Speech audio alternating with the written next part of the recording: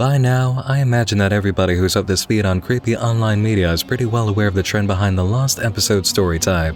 You know, the banned footage of a kid's TV show, or movie, or anything that you'd usually reserve for the 12 and under crowd. Squidward suicide, Suicide Mouse, about 15 other entries ripping off the first two by making another beloved cartoon character commit suicide. The Ed, Edd and Eddy Purgatory Theory, the Rugrats Imaginary Babies Theory, and a giant pool of more terrible clones of this idea from people with no real imagination and a dire need to be validated on Creepypasta Wiki. Whenever I hear about the truth behind X, Y, and Z, it's usually a painfully contrived bit of horror fanfiction about something from the Disney Channel or Nickelodeon. Why try putting in the effort by coming up with something new when you can hijack popular work and paint it black, telling people it got that way because you scrubbed off the surface layer of paint and found something evil underneath it? Seeing reminders of this trend always makes me sit back for a moment and admire all these unique and original young writers of the creepypasta field. Honestly, the life of my friend David King from Midnight Marinara, a good creepypasta audio drama channel, must be an act of endless suffering these days. Can't make a good meal with stale ingredients, and the kitchen has already burned through most of the fresh stuff. I'll never ever pretend to be nice about this awful trend of grabbing something from everybody's childhood, poisoning it, and then hoping for attention based on 2 seconds of work. I will be nice about the one and only time I've seen it done right though, and in such a way that it's worth praising for many reasons. I'm talking about the unapologetically absurd and obscene Lasagna Cat, the most recent internet oddity to rise from its grave, grab people by the throat, and cause a torrential downpour of messages from viewers asking if I saw it. Back when Lasagna Cat first appeared 9 years ago, there wasn't very much to it, even if there was a lot of it. A pretty astounding 27 videos arrived on the same day, January 14th, 2008, all running the same premise. A date would appear for the day an original Garfield comic strip was published. Actors for Jon Arbuckle, Garfield, and Odie would act out the 3-panel strip. We'd see the original comic image to the sound of audience laughter, and then there would be... Okay, well, how do I describe the true essence of Lasagna Cat? How do you really describe what comes next in just one sentence? I guess the short answer is that you don't. Sometimes odd, other times kind of silly, often psychedelic and twisted, occasionally creepy. You'd get all kinds of video remixes of the live-action version of the comic strip accompanied by popular music. It was a music video, basically, based on the content of the strip and listed as part of an album. Lasagna Cat, tributes to Jim Davis. The only upload that breaks formula is 5/22/1980, which we'll be visiting later when we cross the bridge from the original meaning behind Lasagna Cat to what we've been given in the series' return.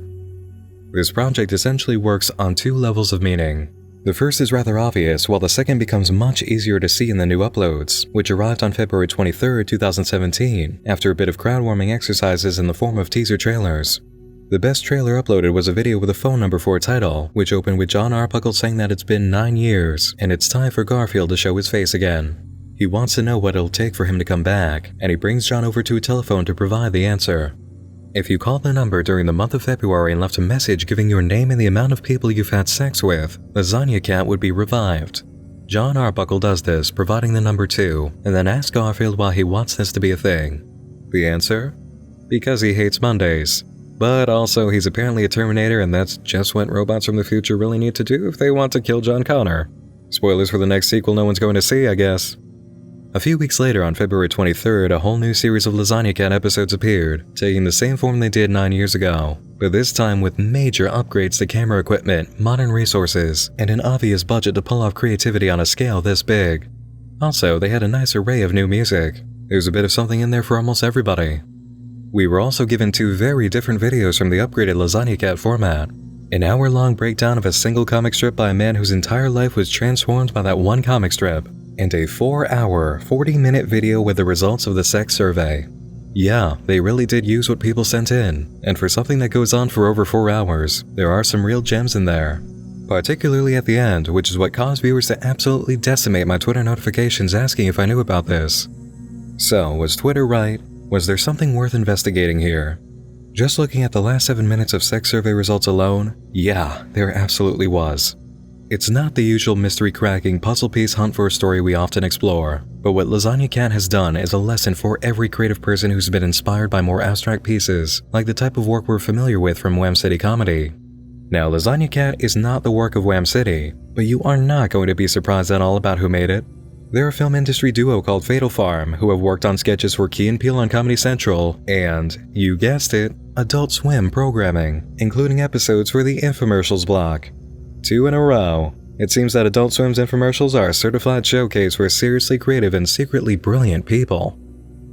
Before we start taking this apart for study, I'd like to give credit to Fatal Farm for making something so labor-intensive, time-consuming, and obviously financially heavy for what looks like almost no return at all. By using so much mainstream music in their videos, they can't gain ad revenue. Lasagna Cat appears to be very much a labor of love. For Lasagna Cat as a web series, not Garfield. That's actually kind of the point of the project. As I mentioned earlier, this is a two-sided piece and the first side is pretty clear. Back in 2008, Lasagna Cat could have easily been seen as just another video meme. It was like YouTube poop under its own special branding, presenting serious nonsense while also making fun of Garfield. Something slightly insane that mocks the source material. That's where it started and that's how it continues in the second act. You can see the first set of live-action scenes playing out the comic strip are meant to make fun of it from their appearance alone. Garfield looks like he's melted, John Arbuckle is a caricature, and the entire thing looks like it was shot on a VHS camera. The actors go through their motions, bringing the whole thing to a close with canned audience laughter. The same thing you hear every 10 seconds in a sitcom that's desperately trying to convince you that it's funny. And from the way the actors portray their characters and give their lines, it's coming across as far from funny. The only reason you might laugh at this is because it's so absurd and the act of mockery itself is funny once you get over any creeped out feelings you might have. But the actual content of the comic strip itself? Not funny. And the way they're hammering in the point is pretty genius. When you see the strip after the fact, you've got the source material. If you were having an argument with a person about whether or not it's funny after seeing only the comic strip, they might say something like, well, it's on paper. You'd laugh if it was acted out. You've got to imagine it playing like on TV. And that's what Lasagna Cat is giving us. They're willing to go as far as acting these things out to prove a point that it isn't funny or entertaining. Then in the music video portion, they remix it to an absurd degree in the same way that people now do for memes. All of the images from the PBS show Arthur that have been taken way out of context and remixed into some new content, for example, are just what Lasagna Cat is doing. You also get this a lot when it comes to SpongeBob. Remember the caveman SpongeBob meme from a while back that set the internet on fire? People were just taking that one image of SpongeBob as a caveman and placing him everywhere and anywhere, making laughs by remixing something stupid when the source material itself probably wasn't even funny in its own context. Something I discovered a while back, in fact, seems right on the pulse of what Lasagna Cat's been doing all along. Simpsons Wave. It's Vaporwave, which is an ironic subculture type of deal in itself, but then remix the portions of The Simpsons, adding music and crazy visual effects to make something entertaining. It's not creating anything new, but just adding things in, remixing, and then taking it into a new context to be funny. Thinking about it now, there are so many examples of this that I can cite, and I know you're probably coming up with a lot right now as well. Lasagna Cat is using our own modern internet culture to hammer in the point that while Garfield is this big, huge intellectual property that's been around for years, it's not funny, and you would need to make a meme out of it to make Garfield relevant and entertaining. Hell, just look at these images of me and Jack from Baptism on Fire as John Arbuckle and Garfield. Neither of these were even made in connection to Lasagna Cat being brought up. It's not John Arbuckle and Garfield you see as being funny that makes these pictures great. It's the silliness of it being me and Baptism on Fire as those two old characters from a newspaper comic. It's only relevant through remixing, the same way that Arthur is only relevant now because of all the memes you can make out of that show. The idea of making fun of Garfield for being something unfunny that can only be entertaining through a remix goes deeper than the formula though. In the video from the new set 3/28/1992, we see a comic strip about Garfield getting John's legs tied behind his head. John is sarcastic, calling Garfield Mr. Funny Man. The music video sequence following this is about a show. John Arbuckle and Mr. Funny Man, forging new frontiers. John goes on stage, plays with his legs behind his head, goes around a loop for way too long and bores the audience completely. They leave when the show is over, none of them smiling, and we see a newspaper that declares, Funny Man, a smash hit. Debut of Mr. Funny Man deemed a huge success. It's exciting and fresh with creativity and originality that stuns audiences. Yeah, they look really stunned alright. Meanwhile, Lowe's Theater, which showed Mr. Funny Man, might disappear after a string of flops. So you can see evidence of industry failing, which industry always likes to lie about, while false press gets around about their latest offering, making huge bold claims even though we know the truth. Speaking of huge bold claims, let's get to one of our standout videos in the second act of Lasagna Cat, that hour-long piece. It opens exactly the same way as every other video. Comic publication date, live-action portrayal, too much audience applause, and then you get a man talking about the giant ramifications of that one single comic strip for nearly a full hour. The idea to take away from this video immediately comes from its humor. There is a man who is willing to sit there for an hour and tell you how this comic strip, this one single Garfield comic in 3 panels, the pipe strip, is a work of true modern art that speaks volumes on the level of Shakespeare and the Odyssey. It is a modern War and Peace, a bigger achievement than To Kill a Mockingbird, a product of a god among men, Jim Davis. This guy's entire life and spirituality was made overnight by a Garfield comic strip that might give you a light smirk. Is the pipe strip that great? Hell no. It's only worth that light smirk, maybe, and possibly a single chuckle. But here's this man, a preacher in the Church of Garfield, as part of a series of tributes to Jim Davis, telling you the pipe strip was made because it's the greatest sign that God loves you and wants you to be happy. The message is really clear. No matter how much someone can sit there and tell you that Garfield is amazing and a work of genius, your feelings about the pipe strip will be the same as they were when you saw the live-action opening. Glorifying this thing, this brand, and the man who made it all, Jim Davis, is just totally overblown and ridiculous. You're making a mountain out of an anthill. It doesn't even qualify as being big enough to call a molehill. This leads us right into the other side of the comic strip though, the really dark, twisted domain that absolutely classifies it as our favorite kind of territory. Tributes to Jim Davis. That's what we see as the title for this entire collection of videos, right? Whenever a remix or something new plays after the comic strip adaptation by the actors, it's called a tribute to Jim Davis, and the man singing his praises for almost an hour is no different. In the video 5/22/1980, we have a strip where Garfield is begging for some lasagna. John tells Garfield he needs to lay off his pasta dependency. Garfield has an addiction for self-satisfaction with something that tastes good. That's the message from the strip. Keep that in mind. What follows is very different from the music video format that we always see. Instead, we get a roll of quotes from a lot of reviews of the Garfield movie to the tune of the Jurassic Park theme. You know what music this is. It's from the video clip that's become a meme showing the moment the main characters see living dinosaurs. That theme music that portrays awe and inspiration, a feeling of witnessing something truly amazing. It's no accident it was used for this video, and you'll realize why in a moment. The quotes we see are all backhanded compliments, basically saying that the Garfield movie was trash, but it was still edible trash. It wasn't horribly offensive garbage. Garfield the movie isn't a crime against nature, but at the same time, kids will watch anything. After review quotes for Garfield the movie finish, we get even more for the sequel, A Tale of Two Kitties. Here's my favorite from the bunch. I find myself much more forgiving and able to lower my expectations to the point that this is at least watchable. The reviews finish with quotes you can't even really count in, calling in a guy from Amazon who seems to be a bit too young to be posting reviews, and a review of the DVD quality from an eBay sale. The video ends with a change in tone as Jim Davis emerges from the shadows while some pretty ominous music plays. Why were these quotes chosen out of all of these reviews, and why was the music that went along with them selected? Well, you can ask yourself first what the tone of the full reviews and their final verdicts must have been. If you want a hint, here's the Rotten Tomatoes score for Garfield the movie, at a gloriously low 15% approval. The reviews are terrible. The good quotes that were shown, or at least the ones that weren't a red-hot jab in the eye, were cherry-picked as the silver lining to a very dark storm cloud. The music playing, that glorious, oh my god, look at this kind of song, was an act of seeing only the sort of good in a sea of terrible criticism. It's the emotion of somebody seeing only the silver lining and ignoring the entire storm cloud that it's attached to. And who would it be that's running this little exercise in ego lifting? The man we were told to watch out for through the music. Jim Davis, creator of Garfield. And finally, with that established, we can get to the moment you've all been waiting for. Everybody's favorite topic. Sex. Survey results. The telephone sex survey results video is the showcase for both points of meaning in Lasagna Cat. Everything comes to a head here. The first and most obvious point about sex survey results is the same one we've seen the entire time, but now more direct. For nearly the entire run of this video, the same exact thing happens over and over again. There's a knock at the door, the character sitting down asks who is it, they hear the name, ask who it is again, and then open the door to get a final response. A punchline. It's a knock-knock joke that actually isn't set up to be funny or make sense, especially if you don't know why they're saying a number. Everyone is also represented by a mannequin, a blank slate person, who are all, in effect, very similar until the day gets on and they start to look a little bit crazy. This ties right into the video about Mr. Funny Man, where John is just going around in a loop the whole time, thinking he's being funny, and the audience has no reaction. Sex Survey is doing the same thing, just going around and around forever. Knock knock, who's there? So-and-so. So-and-so who? So-and-so, look at me, random number, laugh track, and then it becomes a comic strip in the newspaper. Just like Garfield.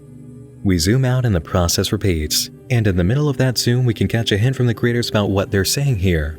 The joke about the telephone scam on the front isn't all that we can get from the newspaper. In the article above the comic strip, we have just enough camera focus to read. She might have a point, but ticket sales don't lie, and neither does the 1-hour set of new knock-knock only material comedian. And then it breaks off. Knock-knock only material for an hour. Would you actually buy a ticket to that? And how about this article, seen only once in about every 3 turns below the comic? Scientists discover time never-ending, looping construct. It's not going to stop. The silly, unfunny knock-knock joke that just keeps getting printed in the same 3-panel layout isn't going to stop. It's in a never-ending, looping construct, and John Arbuckle, Garfield, and Odie are stuck inside, just as it has been in the beginning of Garfield, and just as it continues to be now. And now don't worry, it gets worse. Oh, it gets so much worse, as anybody who's seen the last 7 minutes of this knows. And if you haven't seen the last 7 minutes, here's where we need to stop. If you are under the legal age to see adult material in your country, do not watch the ending of sex survey results. In fact, even if you're of legal age, you still may not want to see it. I'm going to cut all the things inside the ending I still can't believe haven't been pulled off of YouTube yet, so you'll get a censored version. But if you're of legal age and you don't mind seeing sex-related organs in ways that are not sexy at all in vicious graphic detail, go ahead and watch the end. If you're okay with gore and ugly depictions of things that you would never ever want to see in real life, go ahead and watch the end. But if you're not ready to see something that horrible, stick with me and I'll guide you through a censored version. This is where Lasagna Cat hits that point of telling every suicide mouse type of creepypasta to pack up and go home, because Fatal Farm just won. When the characters in the video began answering the door, it was right around 3:30 in the afternoon. As the video goes on, so does time in the Garfield house, which you can see by the clock on the wall and the lighting. By the time we hit the end, it's just past 8 o'clock at night. John Arbuckle answers the door to see John Arbuckle. He repeats the same number that he gave on the telephone from the survey trailer, 2 sexual partners. Inside the house, John pauses. He then laughs and says, John Arbuckle, 0, and closes the door. We move outside, viewing the house where time is in a vacuum, and our entire perspective of the series changes. Old John Arbuckle stands at the door, his age showing plainly in his face and hair. He looks at the window, where a fat orange cat lies. As the cat gets up and heads away from the window, John leaves, and a voice clip can be heard from an interview with Jim Davis. He says that he and Garfield are actually quite different. He looks forward to Mondays, and while Garfield is a pessimist, Jim Davis is an optimist. Old John Arbuckle travels along the roads at night, the voice of Jim Davis echoing out as his face appears along the walls of buildings. Jim says that by being a cat, Garfield has no age. He's unaffected by time, and even for all of his faults, human failings are very endearing in an animal. Across the road, 2 mannequins walk, one pushing the other along in a wheelchair. Both of them, like you'd expect from mannequins, are trim, fit, clean, healthy looking. If they were people, you'd expect them to have a decent history of sexual partners. One looks at John, who is plainly scared. A suitcase is placed down, and John collects it and goes on the bus. He opens the case, revealing a taxidermy Garfield, blind in one eye, withered and long dead. Jim Davis was wrong. Time took its toll on his creation. Garfield grew old enough to begin losing his sight, as many pets do, and began to lose luster in his fur before dying. John continues on after the bus station. His shirt seemed a bit dirty before, but now it's gotten worse, and it doesn't seem from his posture that he's holding the suitcase anymore. That's just fine. Garfield, dead and preserved, appears floating in the air ahead of him. John stares for a moment before looking down, and we're transported to a new place, standing on boulders in the desert. John is seen exploring the area while Jim Davis can be overheard, talking about his process and how he can wake up feeling like he's funny and write quite a few comic strips in a day, and sometimes in a week he can write a full month's worth of comic strips. He talks about visualizing Garfield until he can literally see him in his head, and up on a huge massive rock, we see a tribal man wearing only the colors of Garfield with paint. And as John stares, Jim Davis talks about how Garfield just writes his own material.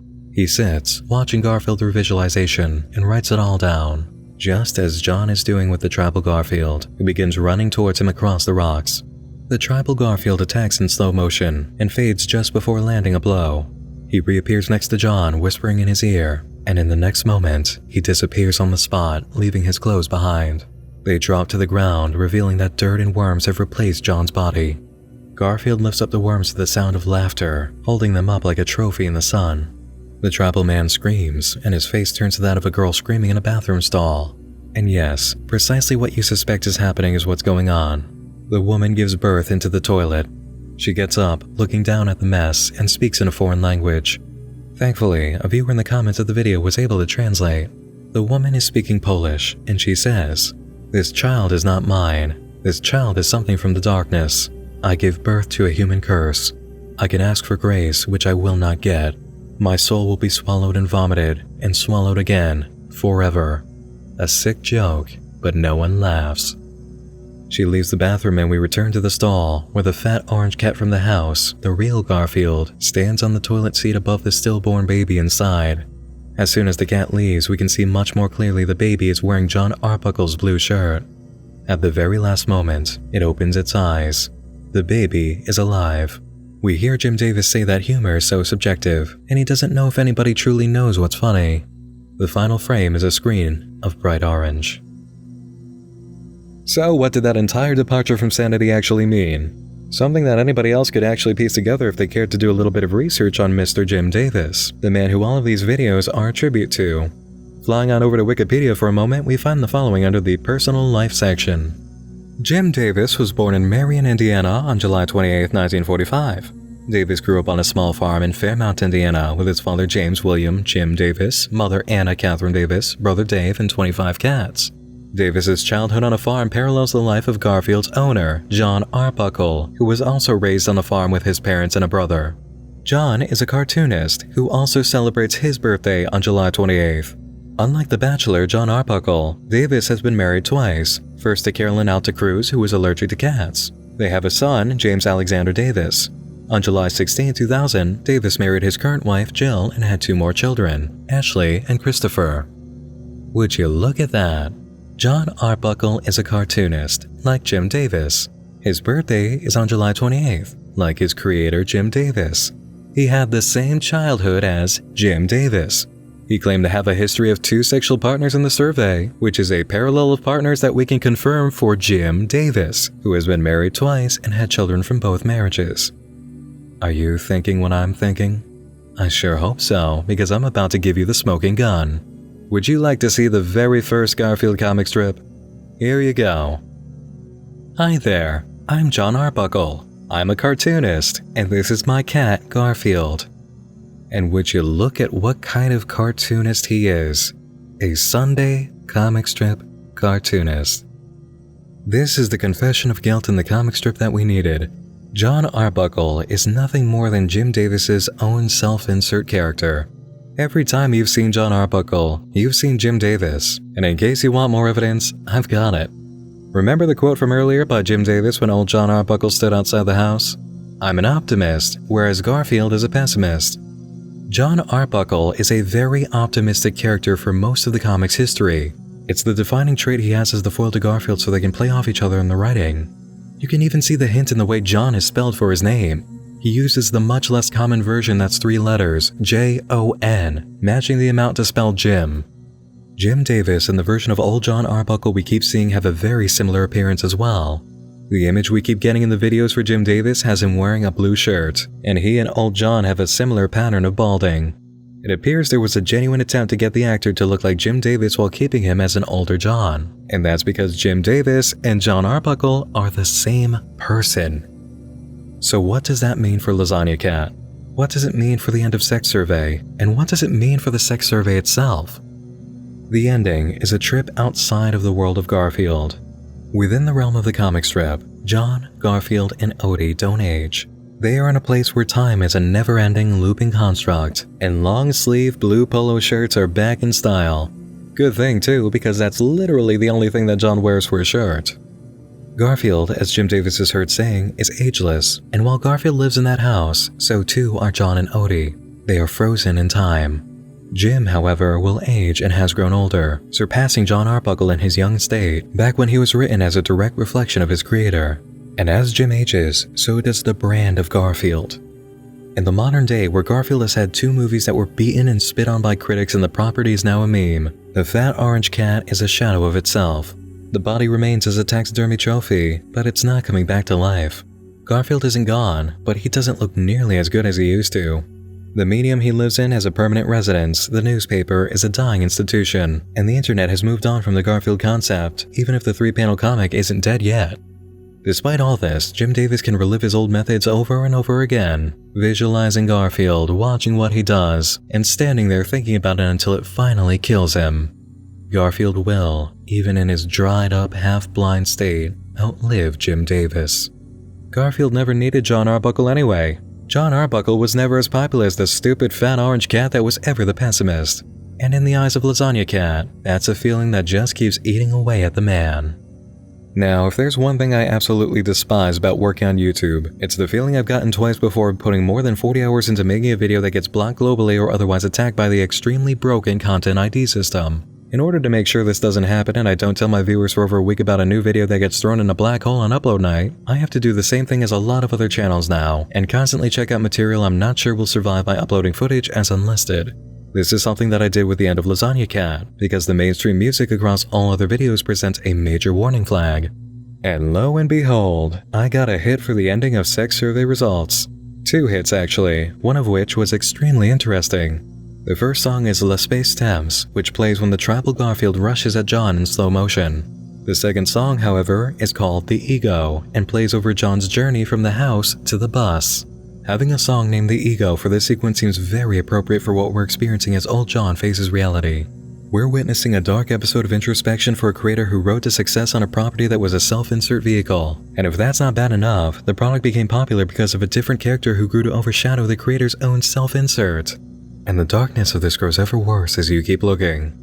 Remember the quote from Jim Davis about how human failings become endearing when presented in an animal?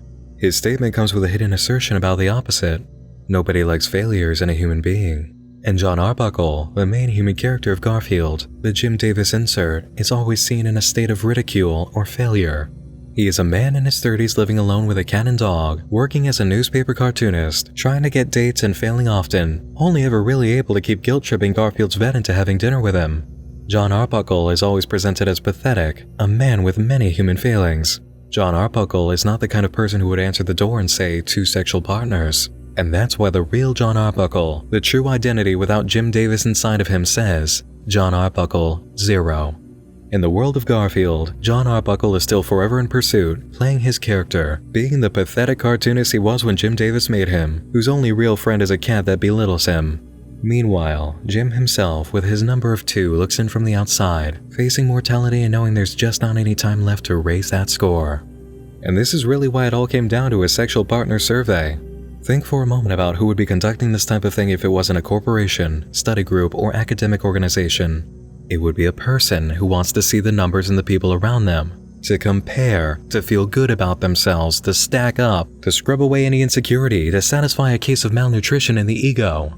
Someone like Jon Arbuckle would do this. Jon Arbuckle, the eternal bachelor, always failing, dreaming of the day he finally takes a woman home so he can rub it in the cat's face. So he can rub it in Garfield's face. The cat. And we know who Jon Arbuckle has always been now. Look inside the brain of someone like this. Millions of dollars, a worldwide known property, but still only 2 partners, just 2 women? Just 2. And sitting around knowing the property you built is only big because of a character who isn't you, who's the one that usually gets the upper hand on the self-insert of you, who is shown as pathetic, belittled, ever failing, and in a property that you can only ever hope is funny, but you don't know if you succeeded and it's all just been overblown the whole time. And you're always surrounded by it, drowning in it, forever revisiting the hopeless bachelor worried about his sex partner number, knowing that it's you, it's been you all along, and it's still you, which is why even facing the possibility of having a heart attack or stroke and dying any day now, it still chews away at your brain, like a starving parasite no amount of money, fame, or recognition can ever satisfy. Why, it would drive anybody in that position absolutely nuts. Crazy enough to hold a survey, stack up against others, try and shut up the voice of Garfield in your head, making jokes at your expense. Stupid, fat Garfield who always has something mean to say and is still loved by everybody. Old John never forgets, and the pretty, sexually active mannequins that fill the world will never stop reminding him. No amount of money can make all the bad movie reviews go away. No amount of sex surveys can fix a broken ego. I think the music video for 6/19/2002 illustrates the situation best. It's Garfield's birthday, not John's, for which there are birthday comics that could have been chosen, but Garfield's, and he receives a cupcake with a stripper mouse inside. The music video that follows depicts Garfield as a rich, desirable bachelor, dancing to In the Club by 50 Cent with a stripper mouse. John Arbuckle is just a visitor at the party, and he gets sick from alcohol. We see him throwing up in the bathroom and is embarrassed when he's caught, closing the door on the camera. At the end of the video, we get this image. Congratulations for your cat cartoon. You can practically see the sarcasm dripping out of the message. And despite how much quiet venom this web series has for Jim Davis and the Garfield property, it leaves us with a grim, ugly message that in its own way admits no amount of making fun or pointing out the truth about John Arbuckle will fix things. Garfield is going to continue after Jim Davis dies. It will keep going, and going, and going in some form, recycling the same failing humor, playing the same static scenarios, with the same unchanging characters. As soon as one John Arbuckle dies, another is born. Remember what the Polish girl said. I gave birth to a human curse. I can ask for grace which I will not get. My soul will be swallowed and vomited, and swallowed again, forever. A sick joke, but no one laughs. And in the toilet, with its own Garfield waiting on the seat, a brand new John Arbuckle in a long line of Arbuckles awakens. There will always be another John Arbuckle. The cycle will go on. The knock-knock joke will continue. Garfield is forever. Garfield is eternal. Eternal. Eternal. Eternal. Eternal. Eternal.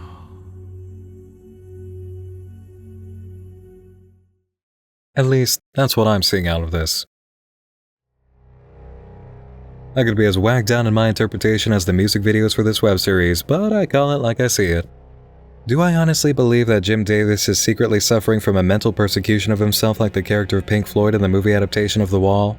I highly doubt it. You can't suggest something like that unless you actually know the guy. Jim Davis, in all likelihood, is probably not staying awake every night hating himself for only ever having 2 sexual partners. And you can't just call it definitely only 2 based on marriages. We don't know how many pieces of paper this cartoonist put his pencil on, and it would be terribly rude of us to ask. Maybe there's a whole graphic novel in there that even John Arbuckle would be horrified to read. It's a mystery. Do I believe that John Arbuckle is Jim Davis's own self-insert character, though? Yes, 110%. The evidence is clear as day, as bright and obvious as John Arbuckle's blue shirt. But while John may be just a costume for Jim, Mr. Davis seems to have no issue at all with making fun of himself. He doesn't seem like the type of person who would actually really feel terribly upset that Garfield surpassed his self-insert in popularity. After all, he made both of them. And Garfield, even if he isn't very funny, still makes people feel good, and what Jim Davis has achieved can't be taken away from him. There are people out there who really do love Garfield and think that he's funny. Every creation that's had at least some genuine effort put in has its audience out there somewhere, even if it's only 20% of a population exposed to that creation. I don't think the guys behind Fatal Farm wish Jim Davis or the Garfield property any real harm either. Lasagna Cat is not actually a malicious project. There's no grudge here that I can detect, and I don't see anything done just for the pleasure of being sadistic. Fatal Farm probably doesn't even think Jim Davis is going through the crisis I described, but studying the parallels between him, John Arbuckle, and the whole Garfield history probably gave them a brilliant concept to write about. What I think they saw was an opportunity to make an art piece about a situation that would be wonderfully twisted, and what came from their creativity reads to me as the story of an artist with broken self-esteem screaming for help while mentally trapped in his own drawings. It's not based on true events because Jim Davis would have to spill his guts to confirm it, and that is not going to happen, but it's inspired by genuine facts that suggest a very possible reality.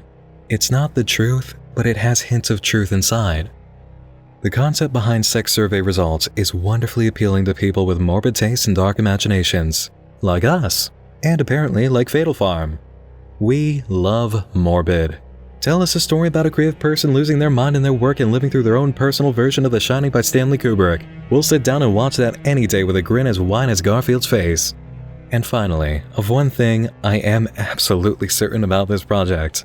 Fatal Farm really, seriously thinks that Garfield is hilariously unfunny. It's so unfunny that it's actually funny, in the same way that a movie can be so bad that it's good. They just had to do this over-the-top, absolutely crazy project to show the world, while also giving us a reminder of how incredibly weird humor has become in the age of the internet. Humor really is so subjective, as Mr. Davis said. I see a lot of lessons to take away from Lasagna Cat for creators who want to make a web series, but the main point I want to preach here is this. I've received more than a few questions from viewers asking if it's okay to go the way of, say, Ben Drowned and make something derivative. You know, doing the exact thing I was lambasting at the start of this video. The difference between being the ass clown who made Squidward Suicide and being Alex Hall, creator of Ben Drowned, can be seen with Lasagna Cat. If you're going to use an existing property that millions of people know about, then for the love of God, be as original, unique, creative, intelligent, and entertaining as possible. Don't just say, "Oh, guess what, guys? Turns out the Powerpuff Girls were dead the whole time and Professor was a necromancer." Please never ever do that. Don't even try to spin this whole infected goods kind of story out of something popular and just have that be creepy and hope it gets you views. Do something that means something, that has a message, that actually qualifies as art, that says, hey, I can be just as creative and maybe even more creative than the property I'm standing on for my project. If you're going to take somebody's perfectly made cake and turn it into a new dessert, you had damn well better make something that's just as edible and has a different flavor. Fatal Farm has just set the bar. If you are seriously extremely attached to the idea of, like taking the Looney Tunes and making some kind of insane, lost episode where Bugs literally dies kind of story, you'd better have some kind of Lasagna Cat level of genius execution and writing to justify it. Otherwise, you'll be just another Suicide Mouse or Rugrats theory, and none of us need any more of those. Originality is hard, but the pain is worth it. Nothing in this world worth doing is ever easy. Don't ask how you can copy Ben Drowned. Ask how you can do something even better that was inspired by what the project did. By the way, if you guys want to see genuine and shocking examples of creators making things with obvious self-insert wish fulfillment characters, go check out my friend Riser's channel, the Webcomic Relief. Riser was actually my very first friend on YouTube, a day one supporter of Nightmind, and I even show up in some of his videos. If you want to see some real John Arbuckle, Jim Davis insanity online reviewed and roasted by a seriously intelligent guy, go check him out. He also does a lot of investigation work for his videos and provides a great time. And I'd say that's it for now, everybody. We're not done with the madhouse yet. Plenty more fever dreams left to visit, but it's time to wrap up on this one. Major thanks to all of you for viewing, and to all of my supporters on Patreon who make my fever dreams come true. Stick around to the end of this video to see all of their names. Thanks for joining me in the dark again this evening. Once more, I'm Nick Nocturne, and like a twisted orange god of YouTube woken from his slumber, I'll be seeing you again real soon. Sleep tight.